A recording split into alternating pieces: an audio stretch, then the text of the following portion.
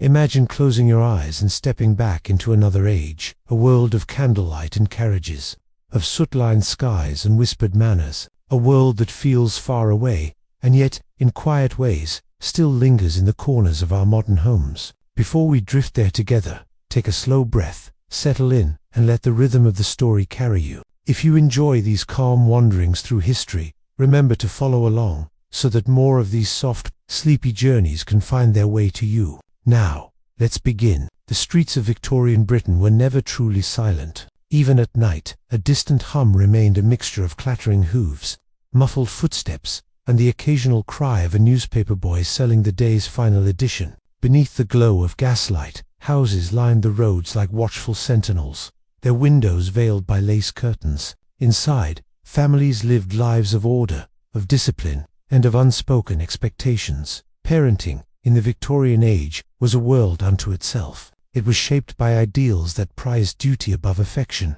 structure above spontaneity. Children were not yet seen as the tender, fragile souls we think of today. They were considered apprentices in morality, small adults being trained for the heavy responsibilities of a rigid society. Yet even within this formality, there was tenderness, though it often hid behind rules and rituals. To understand how different it all was, and how far we've come, we must first step into the quiet heart of a Victorian home. Picture a narrow London townhouse in 1852. The parlour smells faintly of coal and lavender. A clock ticks evenly on the mantel. Somewhere above, a child's footsteps pause, hesitant, careful. The mother sits by the fire, sewing, her movements precise. The father reads from a newspaper whose pages rustle like dry leaves. The air feels heavy with routine, as though every gesture has been practiced countless times. Children in this world were expected to be still, to speak only when spoken to exist, in a sense, as quiet reflections of their parents' virtues. Many grew up surrounded by rules so intricate that the smallest misstep, a laugh at the wrong moment, a question asked too boldly, could earn a stern correction. Yet beneath this discipline lay a kind of tenderness. The Victorians rarely admitted aloud. Parents loved deeply, but their love was measured by restraint. They believed that affection, if shown too freely, might weaken a child's character. That comfort might lead to indulgence, and indulgence to ruin. So love became something silent, expressed through duty rather than embrace, a well-pressed uniform, a steady education, a home kept orderly and proper. This was a time when the idea of childhood itself was still forming. Before the 19th century, few spoke of childhood as a unique stage of life, but the Victorians, shaped by industrial progress and moral philosophy, began to notice that the young saw the world differently. They began to write stories for them, build schools for them, design clothing just for them. And yet, even as childhood was celebrated, it was also constrained, shaped by the anxieties of a society struggling to define what good truly meant.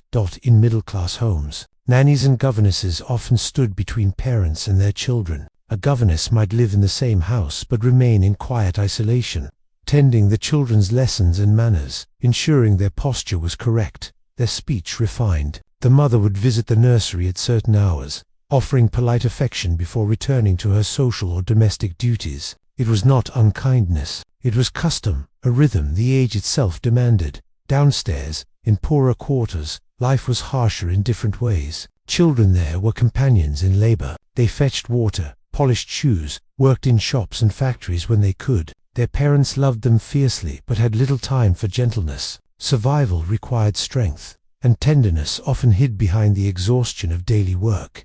Yet across all classes, one thing united Victorian parenting: the belief that virtue was built through endurance. Tears were to be mastered, tempers controlled, curiosity directed toward scripture or study. Even play, when allowed, was meant to teach something: morality, thrift, obedience. There were manuals, too long, earnest books that told mothers and fathers how to raise proper children. Some were filled with strict advice, urging consistency and firmness. Others, written by gentler reformers, began to whisper that kindness might not be weakness after all. These softer voices were rare, but they grew louder as the century aged. To a modern ear, much of this may sound severe, but within the quiet spaces of Victorian life, affection found its ways. A mother might tuck a small sweet into a child's pocket before lessons. A father might pause at bedtime, his hand lingering for a moment on his child's shoulder, before turning away. Love existed, it simply spoke a different language.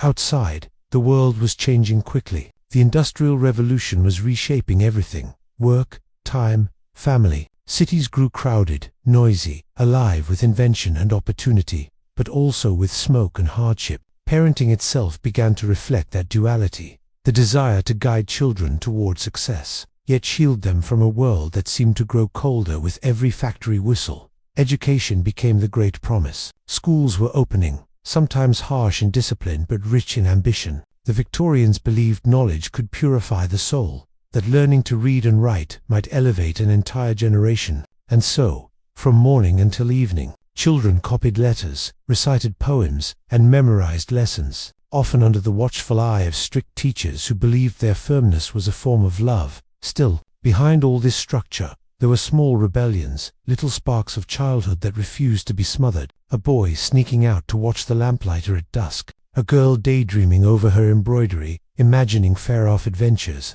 These were the quiet breaths of individuality, pushing against the edges of a disciplined world. When illness came, and it often did, parenting softened. Mothers sat by sickbeds for long nights, cooling foreheads with damp cloths, whispering prayers. Fathers, usually distant in routine, would bring small gifts or sit silently nearby. In those moments, the formality melted away, revealing the tenderness that had been there all along, hidden beneath the weight of duty. To look back now is to see both the harshness and the beauty. The Victorians raised their children with seriousness because they believed life itself was serious. Yet even in their strictest habits, they were reaching for something universal, to prepare the next generation for a world they feared was becoming too uncertain, too fast. As lamps burned low in those narrow London homes, parents often sat in quiet reflection, their faces lit by the faint glow of firelight. Outside the cityside, beneath a heavy sky, and within those walls, an entire philosophy of childhood was unfolding, one that would shape generations to come. And as the 19th century deepened, new ideas began to stir. The thought that children might not need to be molded so rigidly after all, that kindness could teach as effectively as discipline, that imagination might not be the enemy of virtue but its companion. These whispers grew stronger, carried by teachers, writers, and parents who had begun to listen, not just to rules, but to their own children's hearts. The morning light in a Victorian home was not gentle in the way we think of it today. It slipped between the heavy drapes, like a visitor that had to ask permission to enter, pale and filtered by soot from the chimneys outside. Somewhere in the distance, a cart rattled across the cobblestones, and the faint cry of a street vendor echoed up the narrow street. Within these brick and plaster walls, a family stirred according to a rhythm that had little to do with comfort, and everything to do with order. Children were often the first to rise, not because they were eager, but because that was what obedience required. There were no soft alarms or kind reminders, only the quiet pressure of expectation. A maid might knock gently on the door, or a mother's voice might call up the stairs in a tone that was neither warm nor cold. Simply, the day had begun, and with it, the duty of being respectable. In many Victorian homes, the smallest gestures carried enormous weight: a properly tied ribbon, a neatly combed parting in the hair, a straight back at breakfast. These were not trivial matters. They were symbols of moral character, reflections of the family's discipline. To be careless in appearance was to risk more than untidiness. It was to risk shame. At the breakfast table, conversation was sparse. Children spoke when spoken to, and even then, briefly. The father might read the newspaper, his spectacles perched low, his attention absorbed by the world beyond the home, trade, empire, politics. The mother might serve the porridge, or direct the maid to do so, maintaining the quiet dignity expected of her station. The children sat in small, perfect postures, hands folded, eyes lowered. Love existed here, but it wore a very different face. It did not rush forward in embraces or laughter. It expressed itself through structure, through the provision of food, the roof overhead, the insistence on manners and morals. The Victorian parent believed deeply that discipline was a kind of care, that to allow softness was to endanger the child's future. A spoiled child was not a loved child. It was, in their eyes, a neglected one, and so affection took quiet, invisible forms. A mother might linger for a moment by the nursery door, checking that the fire was still burning low in the grate. A father might pause before leaving for work, resting his hand briefly on his son's shoulder, not enough to be seen as sentimental, but just enough to convey pride. These were the whispers of tenderness that survived beneath the weight of formality. The house itself seemed to reinforce the hierarchy. Each floor had a purpose, each room a tone. The drawing room was the family's display to the world, polished, decorated, and rarely used. The nursery was a separate kingdom, often ruled by a nurse or governess whose word was law. The servants' quarters existed below, a world apart, where laughter and gossip could exist more freely. And at the top of it all was the sense of order, the invisible spine that kept everything upright.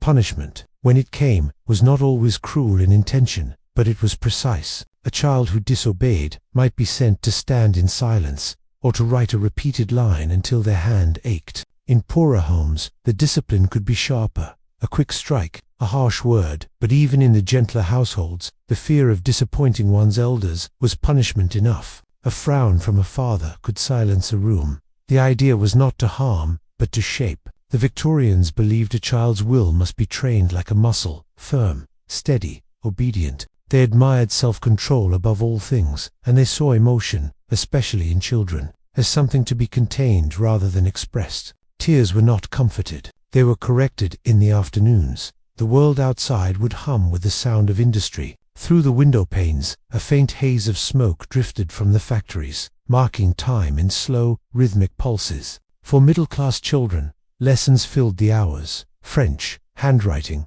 arithmetic, moral instruction. For working-class children, there was labor, long, repetitive, sometimes dangerous work that aged them before their time. But even among the comfortable families, childhood was rarely free in the way we understand it. Play was supervised, structured, and purposeful. Dolls and tin soldiers were not just toys, they were lessons in adult roles. Boys learned to command, to build, to prepare for the public world. Girls learned to tend, to sew, to nurture. There was always a quiet message beneath every game. This is who you will become.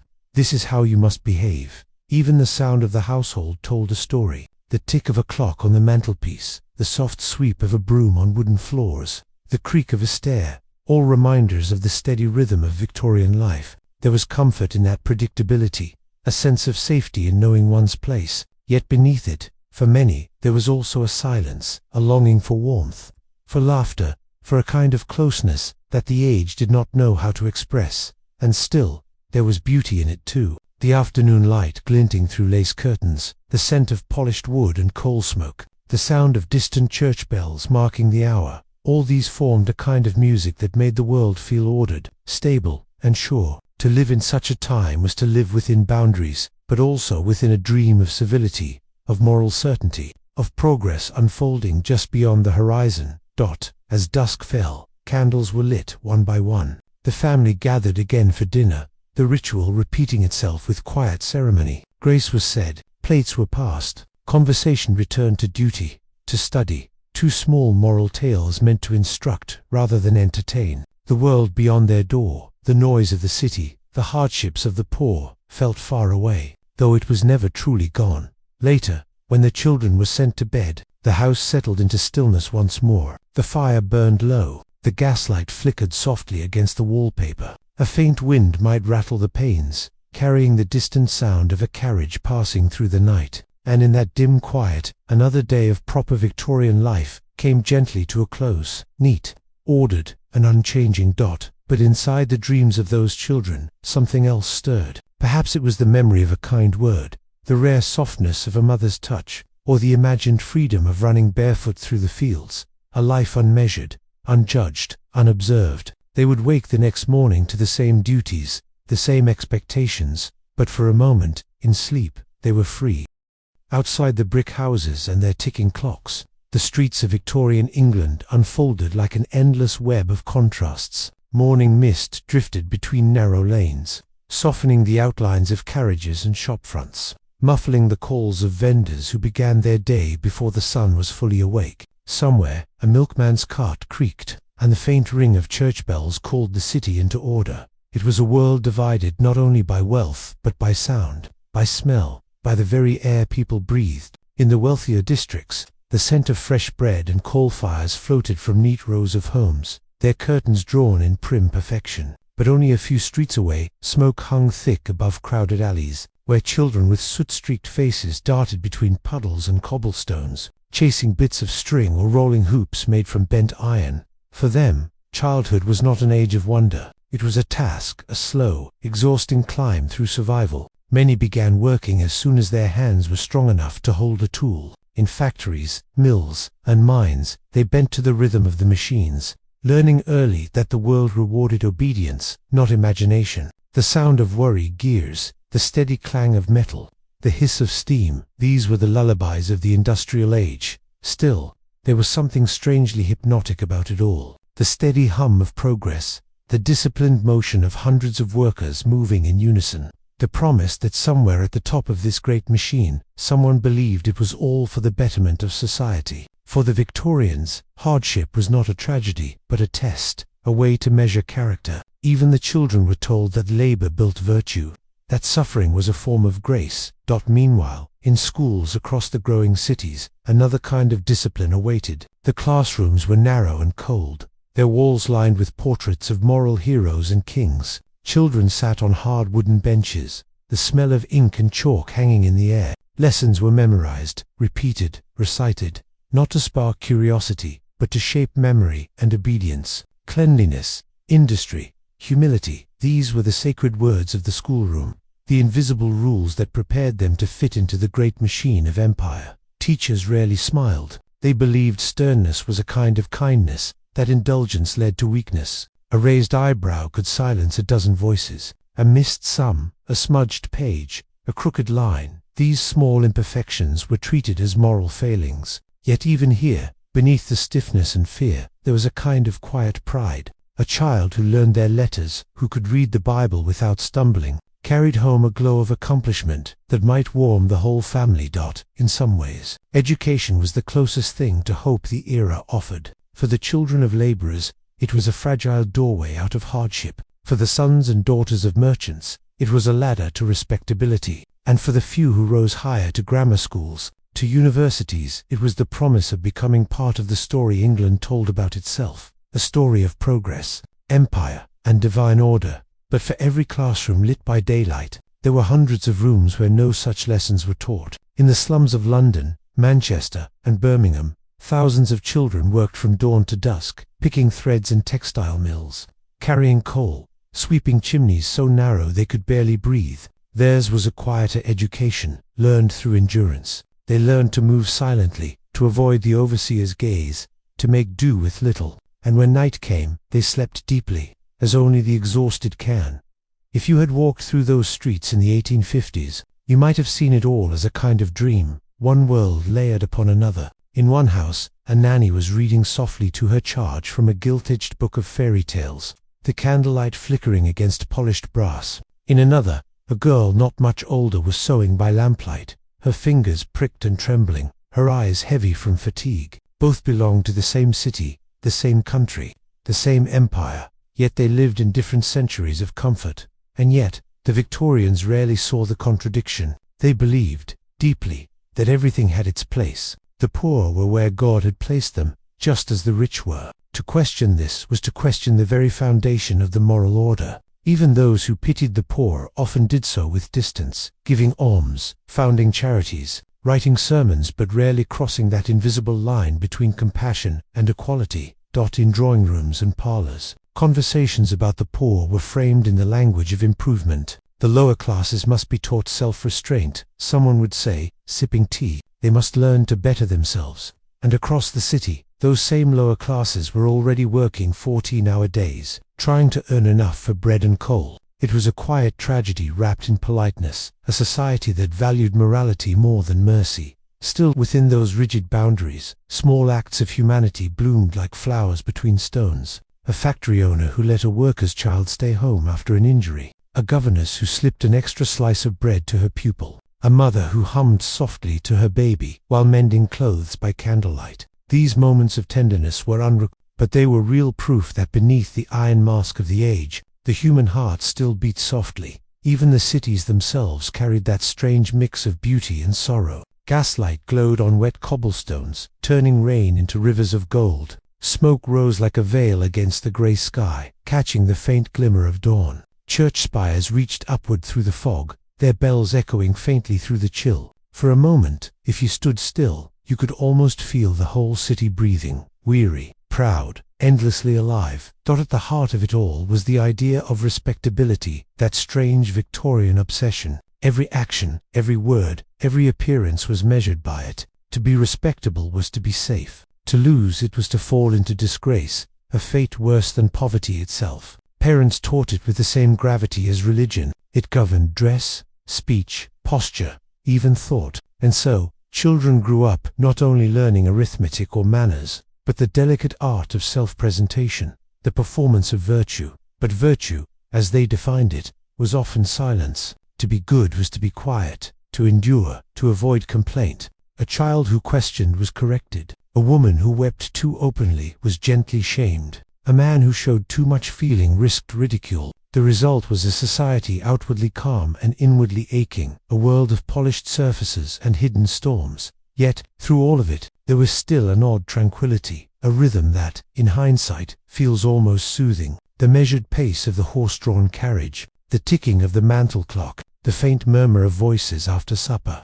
Life moved slowly, predictably, anchored by ritual. Even sorrow was endured with grace. In that quiet endurance, something profound lived, a belief that structure itself was a kind of comfort, that routine could heal, that even suffering had meaning. It's a belief that lingers, faintly.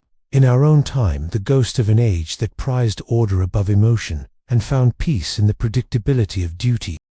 The rhythm of Victorian life, so carefully constructed, was held together by invisible threads of duty and expectation. Every household, every street, every heartbeat of the empire seemed to move according to this unwritten code, one that defined who people were, where they belonged, and how they were meant to live. Yet beneath its polished calm, something quiet was beginning to change. Families, even those who followed the old rules faithfully, began to feel the gentle tremor of transformation. The world was moving faster than their traditions could keep up with. Steamships crossed oceans, telegraphs sent messages across continents, new ideas whispered their way into parlors and classrooms, carried by books, by letters, by the restless energy of a new age. Still, inside the home, the daily rituals continued, as they always had. The father remained the pillar, distant, commanding, a figure of both respect and quiet fear. He carried the weight of the family's reputation on his shoulders.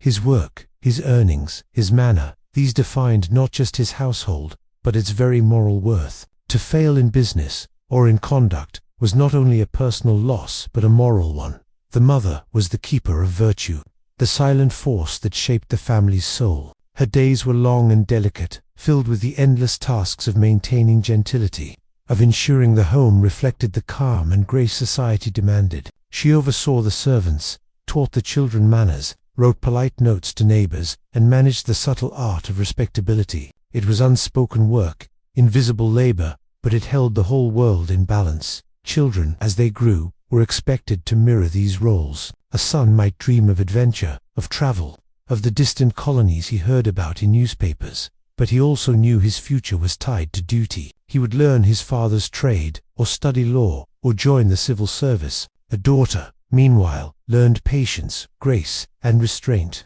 She practiced music not for joy, but to make herself agreeable. She wrote letters with perfect penmanship, arranged flowers, and waited for marriage, for approval, for her turn to uphold the same structure her mother had quietly lived within.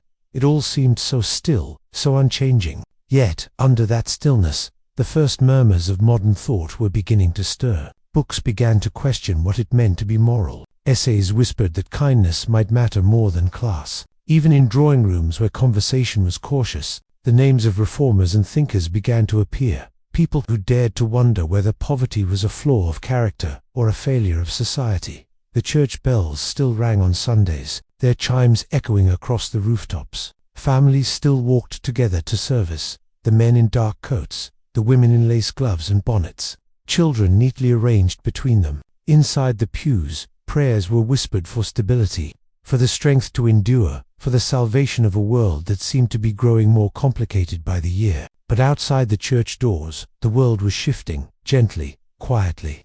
Like the tide beneath a frozen surface.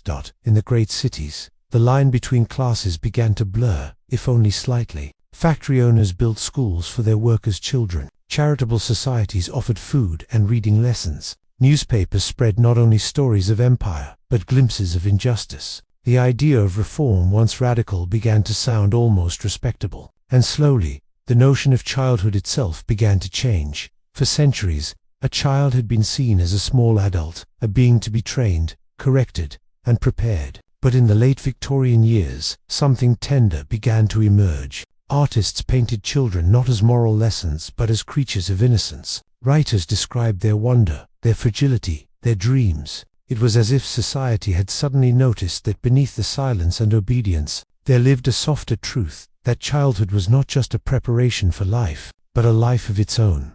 This shift did not happen overnight. In many homes, the old methods persisted.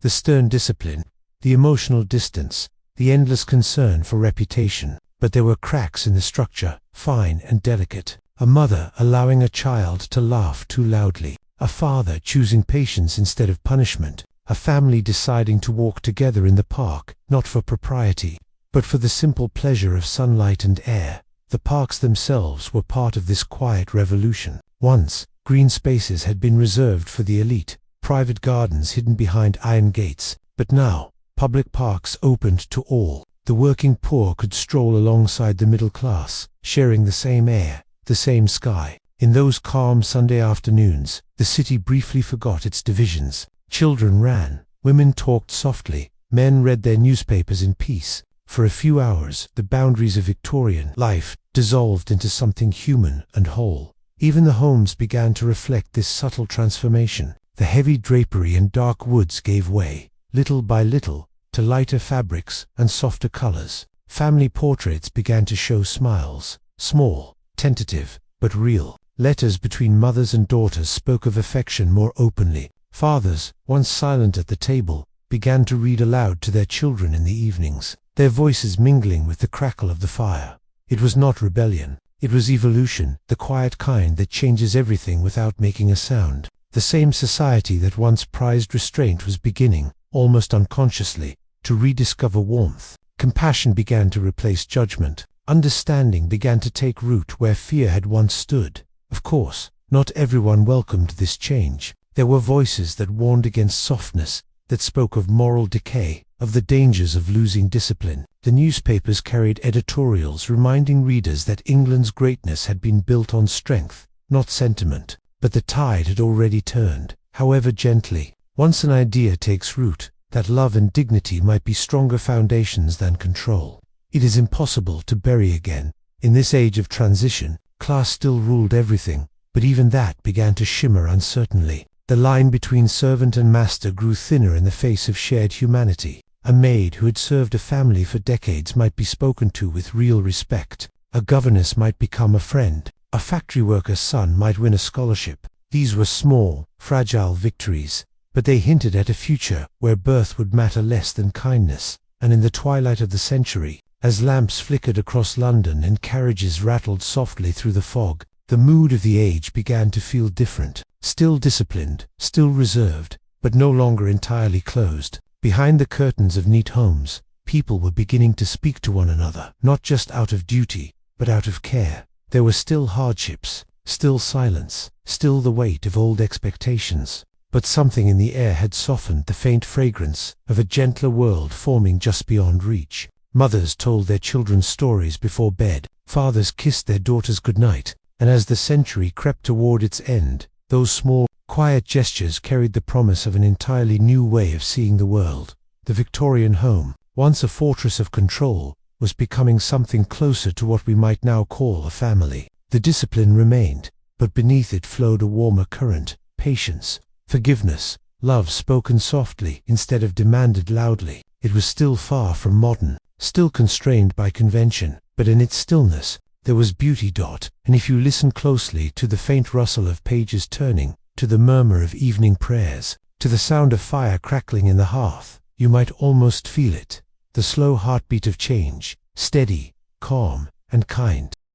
By the final decades of the Victorian era, the steady heartbeat of England had changed its rhythm. The empire still stood vast and confident, but the people who lived beneath its flag had begun to feel something new stirring quietly inside their homes and hearts. The rigid outlines of duty and discipline that once shaped every aspect of family life were softening. The cold perfection of the earlier age was giving way to something gentler, something recognizably human, a slow awakening of feeling. In parlors lit by warm gaslight, families gathered more closely than before. The world outside was still full of hardship, but within the home, a quiet revolution was taking place. Parents began to speak to their children not only as students of obedience but as small souls capable of wonder. The sound of a mother's laughter, once rare and carefully guarded, began to drift into the air more freely. Fathers, who once held their affection behind solemn silence, found themselves moved by small gestures, a child's drawing, a song sung softly at the piano.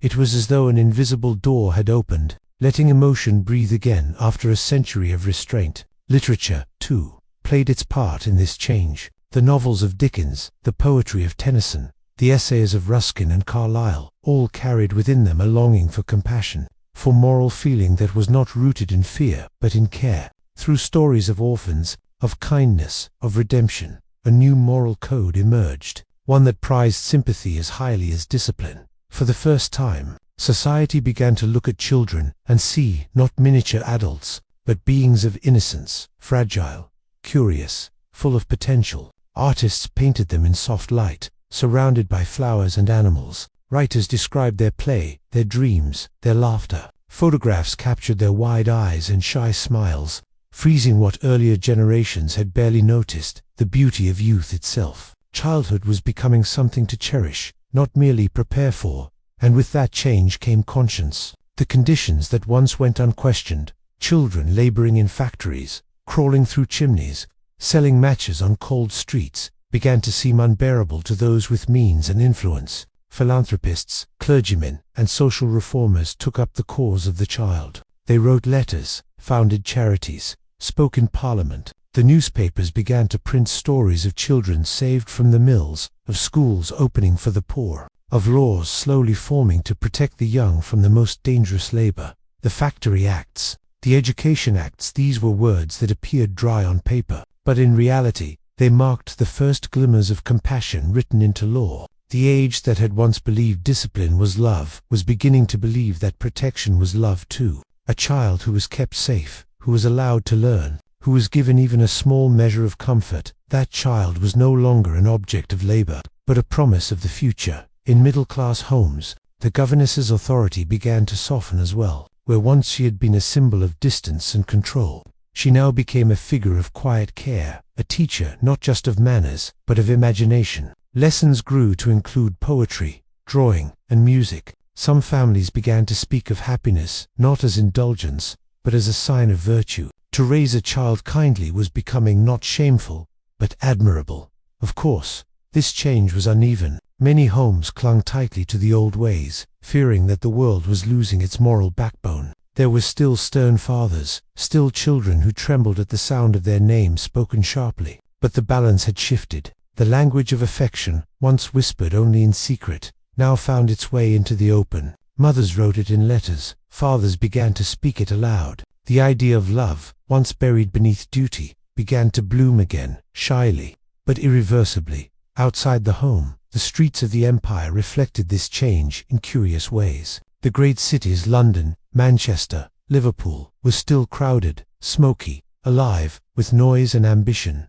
Yet amid the clamor, there was also a reflection. People began to look backward, to see their own time as a story that was already fading into history. Nostalgia, that gentle ache for the past, crept into the Victorian imagination, even before the century had ended. They built museums and filled them with relics of their own making, clocks, tools, portraits, toys. They wrote memoirs and family histories. Painters depicted quiet domestic scenes, mothers reading by the fire, children in gardens, fathers coming home from work beneath a golden sunset. It was as if they sensed the fragility of their own world, as if they knew that the next century would sweep much of it away. The soundscape of life remained familiar, the clip of horses' hooves on cobblestones, the whistle of trains, the rustle of newspapers, but the emotional tone had changed. The same bells that had once marked the hour of industry now seemed to toll more softly, as though reminding people of time's passing. The world was still orderly, but it had learned to sigh. Even the architecture reflected this longing for gentleness. The heavy Gothic lines of earlier decades began to give way to designs with more light, more openness. Windows grew larger, gardens more elaborate. There was a quiet attempt to let nature back in, to balance the iron of industry with the calm of leaves, the whisper of wind through trees. Where once life had been confined within strict walls, people now sought views, sunlight, and space. Families, too, began to travel. The railways made it possible for even modest households to leave the city for the seaside. There, by the slow breathing of the waves, children built castles in the sand, and mothers let their hands rest idly for once. Fathers walked along the shore in quiet reflection, feeling the strange mixture of pride and weariness that comes from a lifetime spent following rules. These were small escapes, but they mattered. They showed that even the most disciplined age yearned, deep down, for peace. In these waning years of the century, the conversation around parenting grew more thoughtful. Magazines published advice columns about understanding a child's emotions, about kindness and correction, about the importance of trust. Doctors began to speak not only of physical health, but of mental and moral well-being. The idea that love could heal, that comfort could strengthen, began to feel less radical and more natural. And so, the image of the Victorian family began to soften in its own eyes. They still held to propriety, still cared for reputation, still feared gossip and scandal, but alongside these came warmth. Evenings by the hearth were now shared with laughter. The piano that once played only solemn hymns now carried songs of joy. Parents began to see their children not as reflections of themselves, but as separate souls, capable of becoming something entirely new. It was the beginning of the modern idea of childhood, not a time of mere preparation, but a sacred, fleeting season of its own. In paintings and stories, childhood was depicted with a golden glow, forever afternoon, forever safe. This nostalgia was powerful because it carried both sorrow and tenderness. Sorrow for the innocence lost, tenderness for the brief beauty of its existence. As Queen Victoria's long reign drew toward its close, that feeling of wistful remembrance settled over the entire nation. People looked back on the century and saw not only the progress in the empire,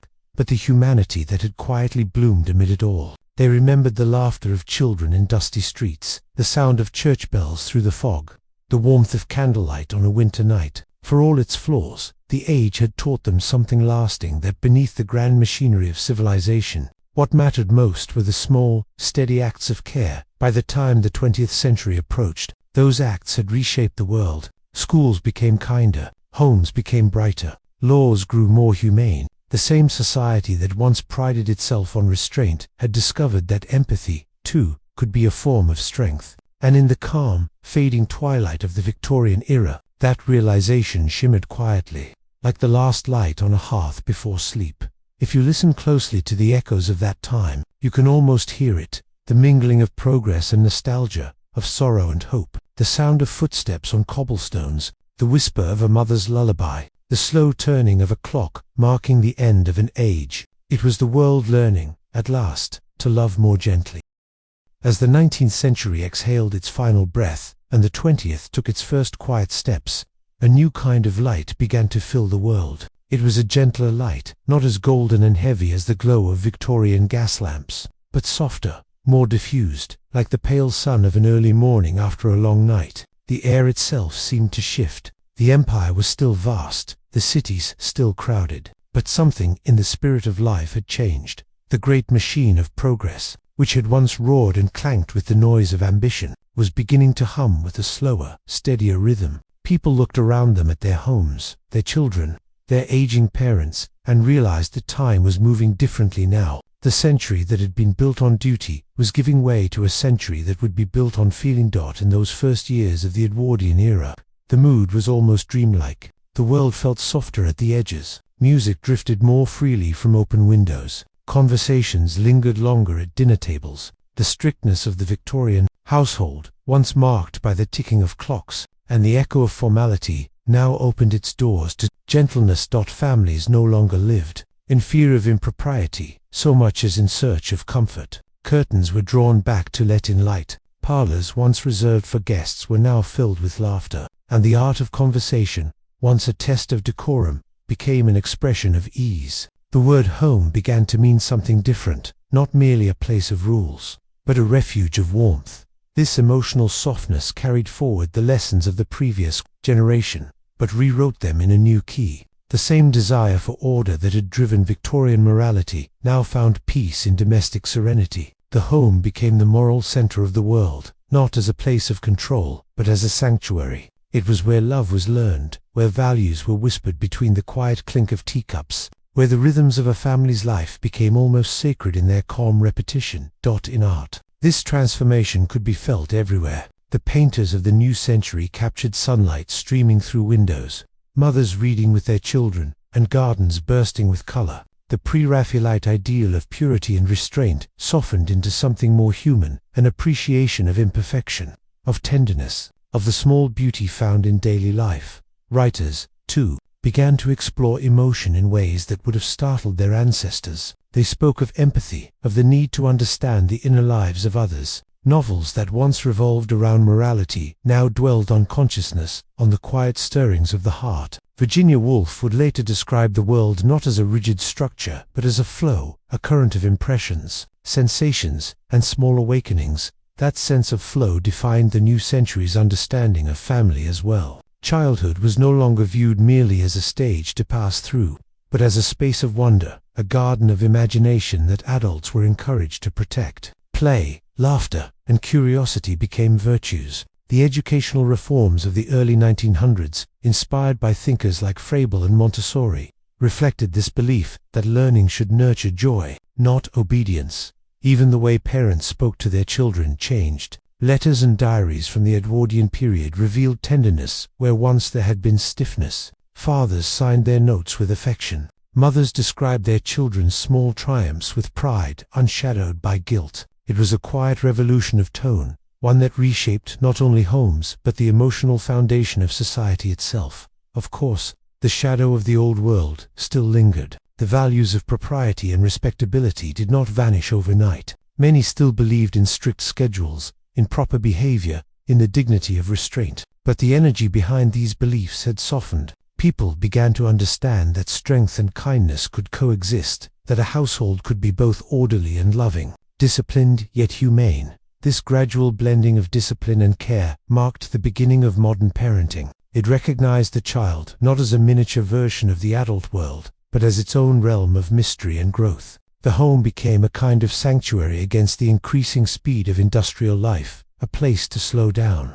to breathe, to dream. And so the Edwardian family took shape, its ideals wrapped in sunlight and subtle melancholy. Photographs from that time often show calm faces, quiet gardens, and children dressed in white, surrounded by flowers. There is a sense of stillness in these images, a pause between centuries. They seem to capture not only the serenity of that brief moment, but also the unspoken awareness that it could not last, because beyond the peace of those gardens, the world was changing in ways that would soon shake its foundations. The same children who played with hoops and kites in the mild Edwardian air would grow up to face the Great War. The innocence of the age, so carefully cultivated, would be tested by forces far beyond the control of any parent, any teacher, any home.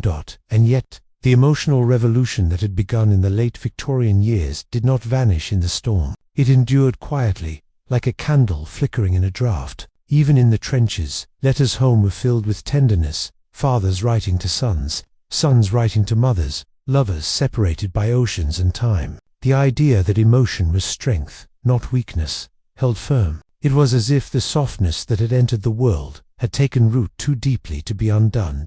After the war, when nations rebuilt themselves and families tried to make sense of loss, those same ideas gave rise to something new. The compassion that had once been a domestic virtue became a social one. Governments began to consider welfare, child protection, education, and health as duties of care, not mere charity. The state began to mirror the home, protective, nurturing, moral.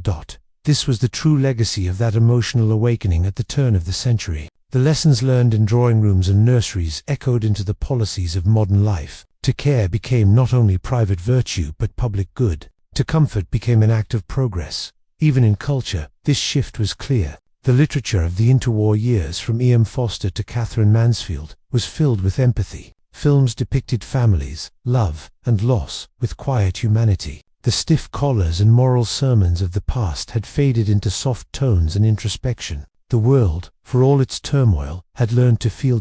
And through it all, one could trace the faint line that began in those Victorian homes, in the quiet gestures of affection that once went unspoken. Every kind word, every gentle touch, every act of understanding had rippled outward across generations, reshaping how humanity thought of itself. When you think of the Edwardian home now, imagine it in the twilight, soft lamplight falling across polished wood, the sound of a piano drifting from another room, the smell of tea and rain mingling through an open window, a mother's hand resting on a child's shoulder, a father's voice lowered in patient conversation. These small moments held the future within them.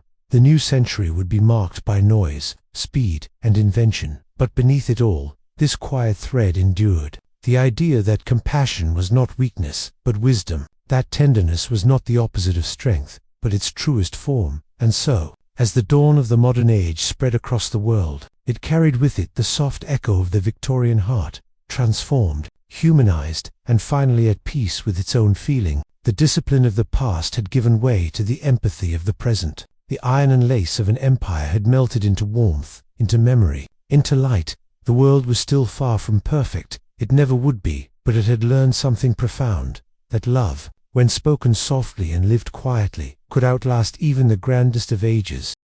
As the 20th century unfolded, its rhythms became faster, louder, more complex, yet beneath the hum of factories, the chatter of radios, and the soft crackle of electricity, there remained a quiet undercurrent that traced its roots back to the calm parlors and gaslit rooms of the Victorian age. It was the language of tenderness. The world had learned, almost by accident, that empathy could survive, even in an era of progress. The great cities of the early modern century, London, Paris, New York, were alive with invention, but they also carried with them an invisible inheritance, the memory of hearth and home, of the values once whispered in drawing rooms by mothers, who had long since passed. The new parents of this age had grown up in the fading light of empire. Their childhoods were marked by formality, but their adulthoods sought something gentler. They wanted to raise their children not as subjects of duty, but as participants in life's wonder. The world itself seemed to reflect this wish. Parks filled with families,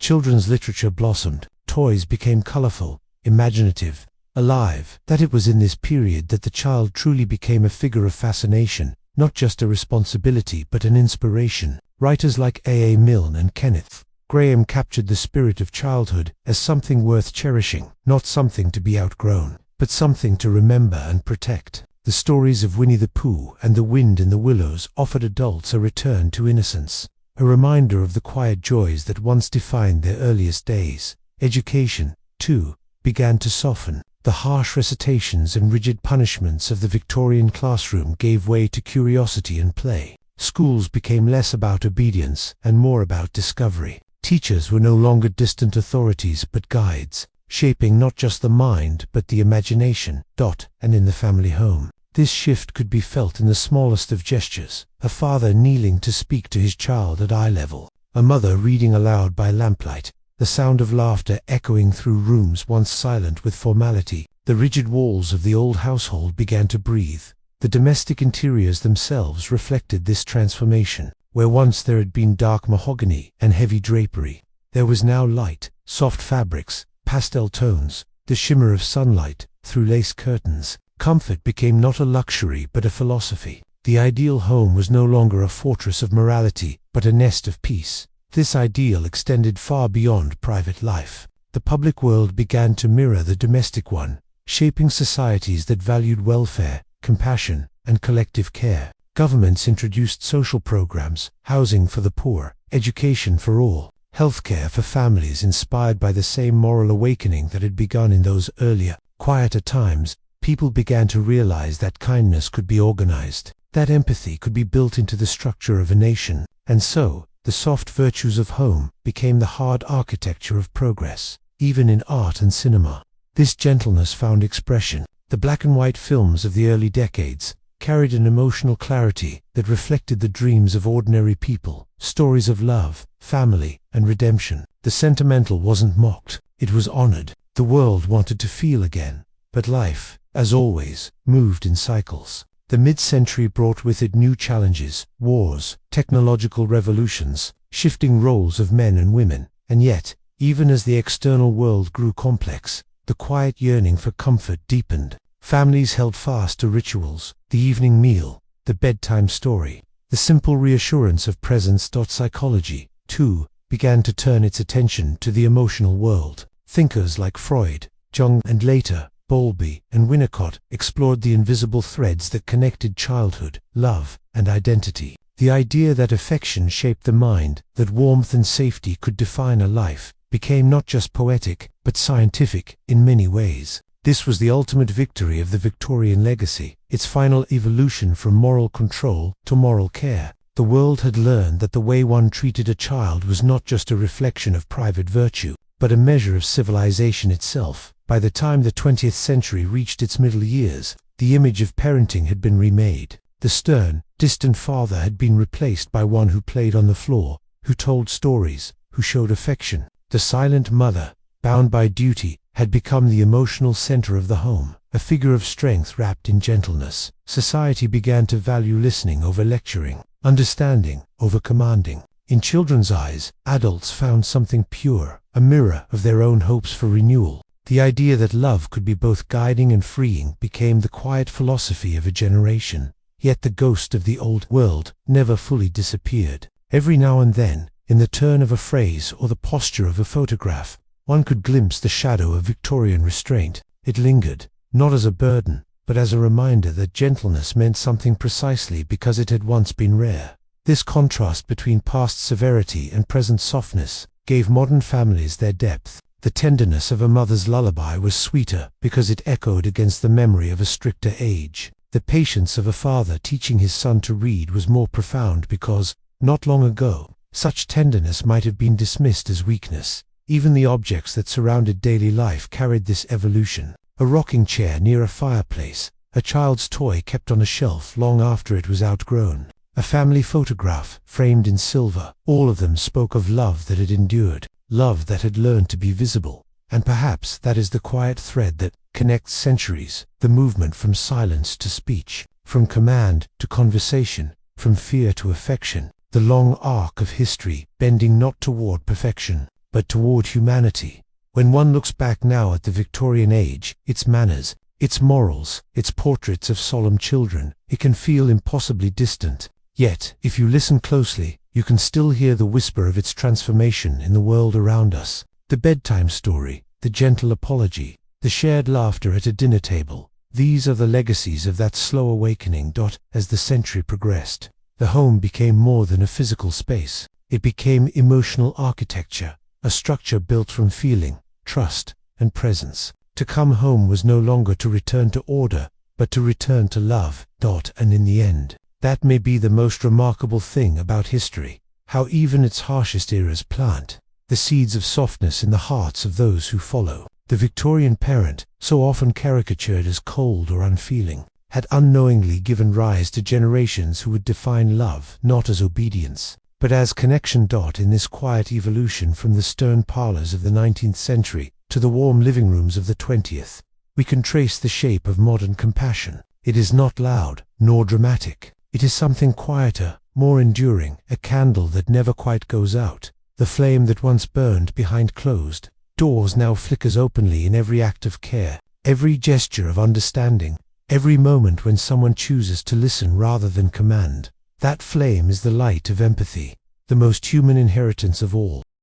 As we drift now into the quieter corners of modern life, it becomes clear that the Victorian age never truly vanished. It softened, dimmed like candlelight at dawn, and settled into the background of our world, not as a set of rules, but as a mood. We still live among its echoes. They shape our gestures, our courtesies, our ideas of home and respect, even the way we think about what it means to be good. When we open an old book of etiquette, or admire the delicate handwriting of a century past, we feel a strange calm, a sense that life was once slower, more deliberate, more composed. It's not that the Victorian world was kinder or easier, but that it carried a discipline of attention that we now mistake for peace. The stillness we imagine in their parlors and gardens feels like an antidote to our noise.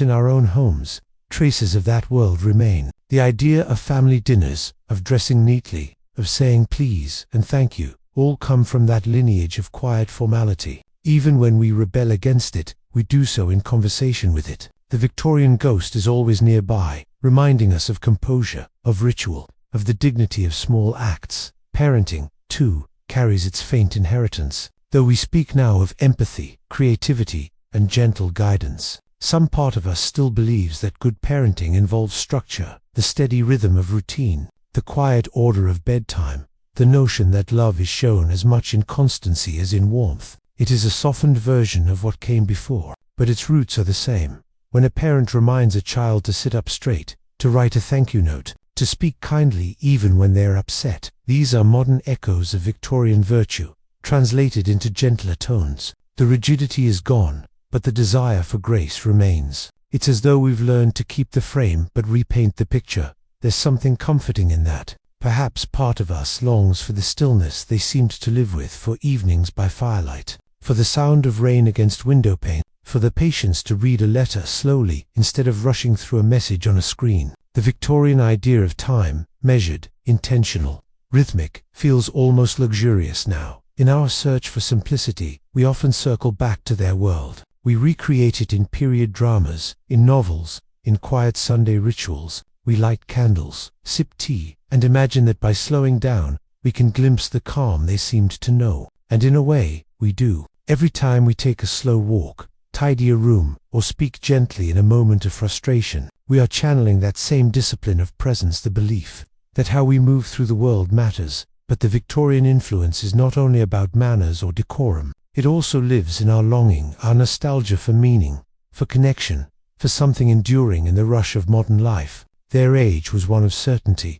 or at least the illusion of it. People believed in progress, in moral clarity, in the power of the home as a moral compass. And though our world is far more fluid now, we still yearn for that sense of anchor. We recreate it in different forms: mindfulness, family rituals, intentional living. The names have changed, but the impulse is the same: to make sense of chaos through care. The Victorians believed that by ordering the outer world, they could calm the inner one. We, too, tidy our homes to find peace, arrange flowers to restore a sense of balance, or light a small lamp when the day feels too heavy. The gestures endure, even when the reasoning has shifted. There is, perhaps, something beautifully human in this continuity. Each generation inherits not just the tools of its predecessors, but the emotions embedded within them. The teacup passed down through a family is not only porcelain, it is a memory of conversation, of warmth, of pause. The sound of a clock ticking in a quiet room is more than mechanical.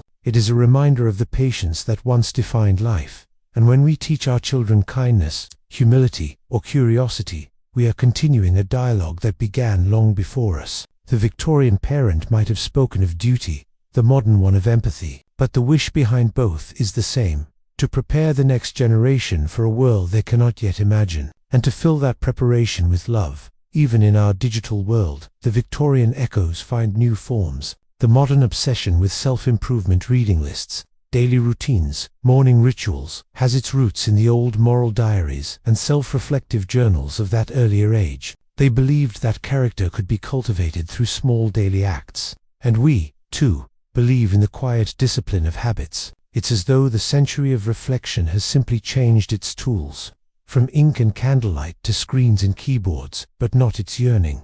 And yet, for all our advances, there is a tenderness in how we look back. The lace, the handwriting, the faded photographs, they stir something in us, not because we want to return, but because they remind us of what we've lost: the patience to sit still, the dignity of silence, the slow unfolding of affection. The modern world, in its speed, has taught us to move. The Victorian one still whispers how to be. This is why we keep revisiting it in films, in museums, in quiet late-night documentaries like this one. We are not merely learning history, we are remembering the feeling of stillness, the soft tick of a clock, the dim glow of a lamp, the sense that time once had weight.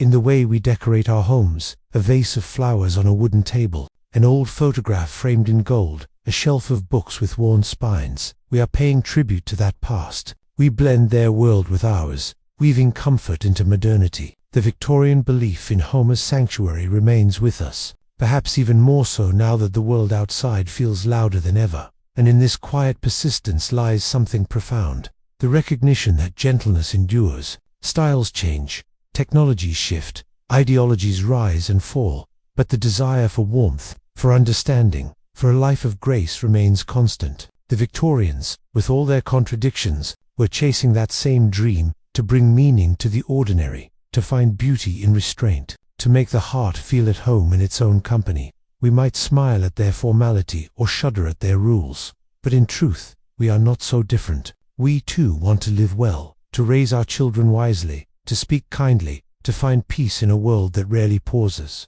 Their legacy is not their strictness, but their hope, the belief that through care and attention, the human spirit can be shaped into something finer. So when you sip tea in the late afternoon, or read a book by lamplight, or find comfort in the soft order of a quiet evening, know that you are part of a long, unbroken story, a story of homes and hearts, of lessons learned and unlearned, of love trying to make itself visible in the simplest of ways. And perhaps that is the true inheritance of the Victorian age, not the rules, but the rhythm, a rhythm that beats gently through time, reminding us that even in an age of hurry, the heart finds rest in the slow, deliberate act of care. As the 21st century unfolds, filled with its electric light and restless hum, the Victorian spirit lingers, not in the grand, visible ways of empire or industry, but in the quiet corners of our lives. It lingers in our hearts, in the soft rituals of our mornings, in the small decisions that make us feel human again. Their age may have passed, but its pulse still moves through us, like the faint rhythm of a remembered melody. When we speak of good manners, of treating others with kindness and restraint, we are echoing an older rhythm of civility that was once the moral backbone of an entire society. Today, we call it emotional intelligence, empathy, mindfulness, but the root is the same, the belief that behavior is a mirror of the soul. In the digital age, this old courtesy has taken on new meaning, a polite message, a thoughtful reply, a pause before reacting. These are the modern forms of gentility. The Victorians may have written letters sealed with wax. We type messages that travel at the speed of light. Yet both acts, at their core, ask the same question.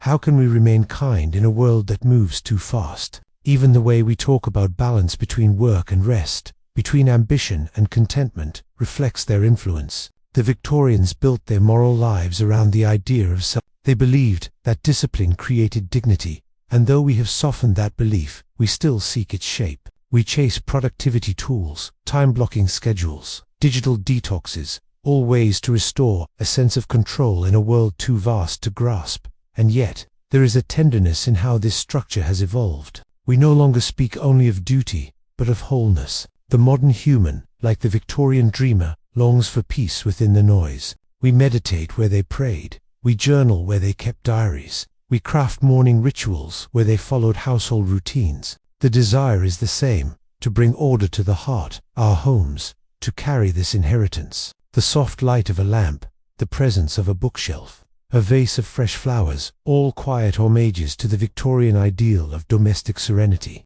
We might not think of it consciously, but when we design a cozy corner, when we light a candle before bed, when we seek comfort in texture and warmth, we are participating in a tradition that once shaped an empire's emotional life. The Victorian home was a refuge from the chaos of progress, and ours serves the same purpose. Even our nostalgia, our endless fascination with simpler times, our yearning for handwritten letters, slow meals, and unhurried days, is a modern form of Victorian sentimentality. They too romanticized the past, seeing in it a moral purity they feared was slipping away. Now, in an age of glowing screens, we do the same. We dream of moments unmediated by machines, of conversation uninterrupted, of love written in ink, and perhaps that is what the Victorians would recognize most in us, the ache of wanting life to mean more than its speed. They lived through revolutions of industry and empire. We live through revolutions of data and technology. Both ages share the same condition, abundance without stillness,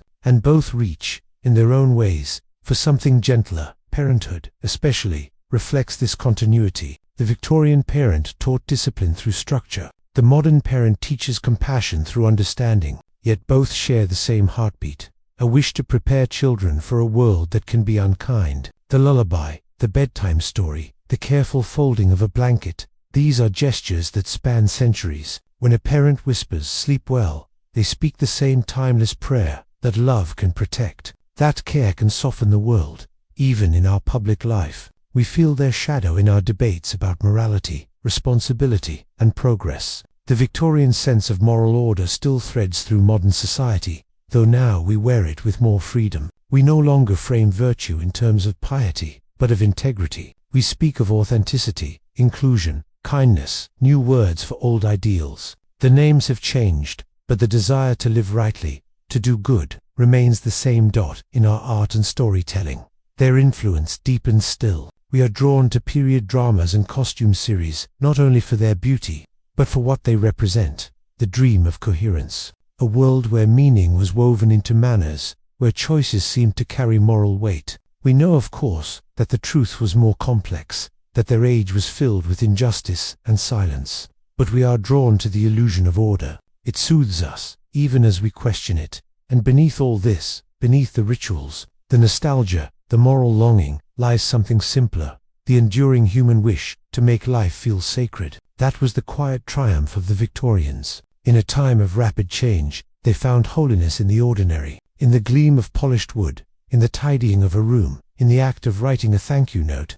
They expressed a belief that the small could be profound. We do the same now, though our tools have changed. We photograph our meals, arrange our spaces, practice gratitude, all small acts of reverence. And in each there lingers that same Victorian whisper. Beauty matters because it teaches us to care. If you look closely, you can still see the outline of that world in ours. The lace has become linen, the parlors have become living rooms, the diaries have become digital, but the impulse remains unchanged. We are still building havens against the rush of progress. We are still trying to turn chaos into calm. We are still, in our own way, Victorians dreaming of grace. And in the quiet moments, when the noise subsides, when the city sleeps, when the glow of a lamp replaces the glare of a screen, you can almost feel the two worlds overlapping. The faint scratch of a pen becomes the soft click of keys. The scent of wax and ink becomes the hum of electricity. Time folds gently, and for a moment,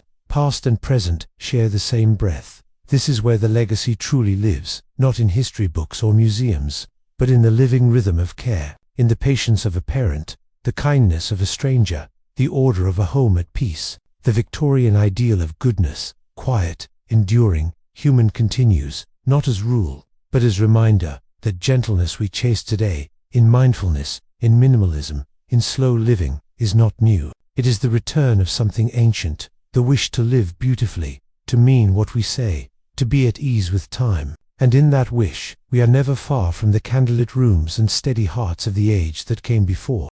As we drift now toward the end of this quiet reflection, through centuries of change, invention, and memory, the echo of the Victorian age lingers like soft music that never truly fades. It hums beneath the noise of modern life, beneath the rhythm of cities and the glow of our screens, beneath the very ways we think about comfort, order, and love. It endures, not as a rigid relic of morality, but as something tender, a quiet reminder that humanity's deepest wish has always been to make meaning out of the ordinary. In the calm of night, when the house settles and the mind begins to rest, you might almost imagine that faint flicker of candlelight still glowing somewhere in time, in a small Victorian parlor, perhaps, where a family gathers in silence after supper. The father folds his newspaper, the mother finishes her embroidery, the children whisper softly by the fire. Outside, the gas lamps hum through the mist, and the world feels both immense and small. That stillness,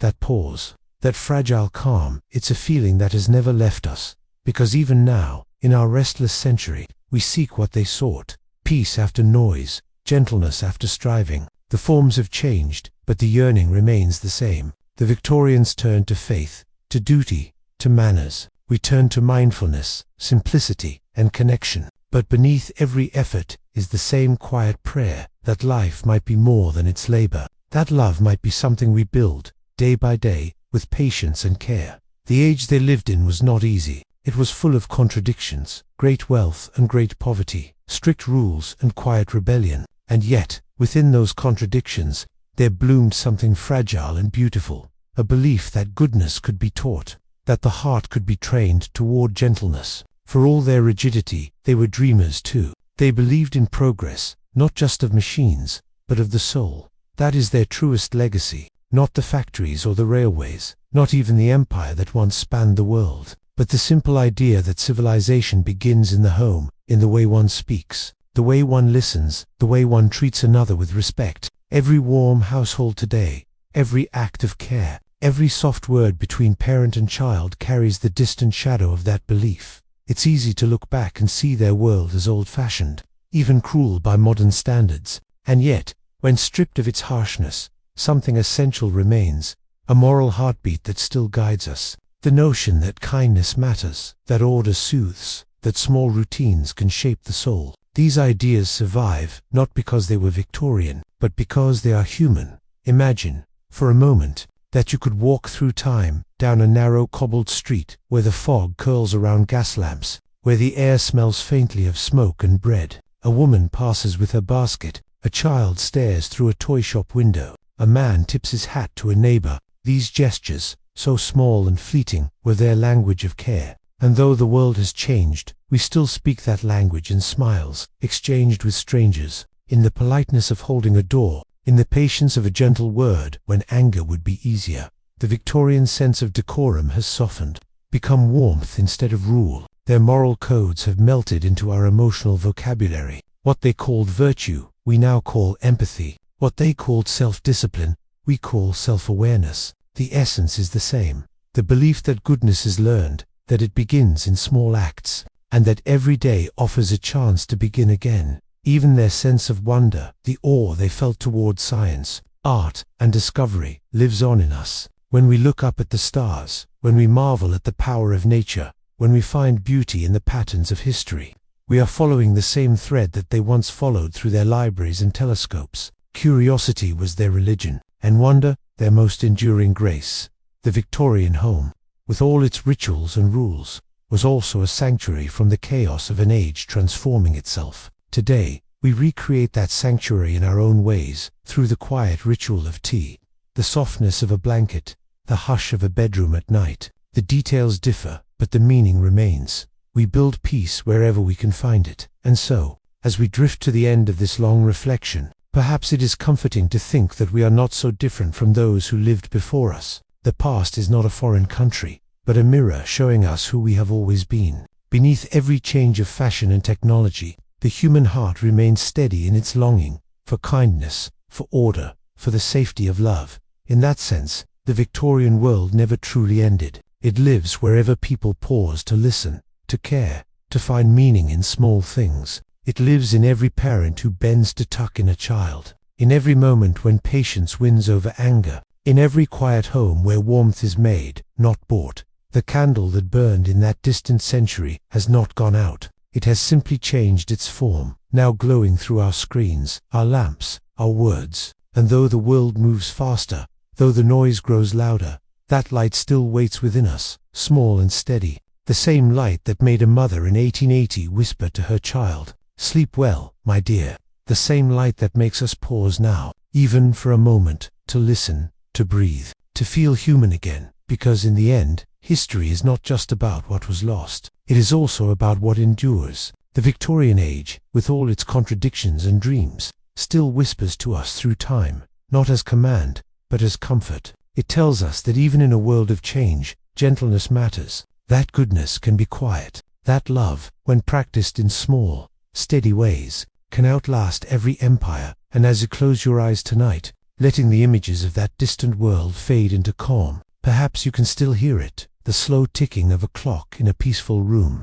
the faint rustle of pages turning, the hum of a distant city, all blending into the same soft rhythm of history's breath. Sleep well, then, for you are part of that story, the continuation of its kindness, the living echo of its dream. And as the night deepens, may that dream carry you gently, as it has carried generations before you, toward rest, toward stillness, toward peace.